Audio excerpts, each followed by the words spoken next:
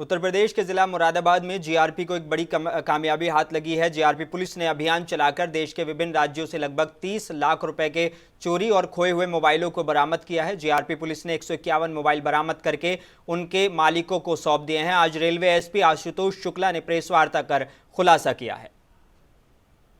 थाना जीआरपी मुरादाबाद पर रेल यात्रियों के छूटे गुमशुदा हुए मोबाइलों की गुमशुदगी दर्ज हुई थी, जिसमें मुरादाबाद की टीम ने अथक प्रयास करके विभिन्न जगहों से, दूरस्थ राज्यों से भी इसमें मोबाइल की बरामदगी की गई है। ये 151 मोबाइल जिनकी कीमत 30 लाख रुपए से ऊपर है, ये बरामद किए गए हैं और आज यहाँ इन मोबाइल धारकों को ये प्रदान किए जाएंगे। कुछ यहाँ पर आए हुए हैं, उनको मेरे द्वारा प्रदान किया जाएगा और जो नहीं आ पाए हैं उनको उनके होम एड्रेस पर भेज दिया जाएगा।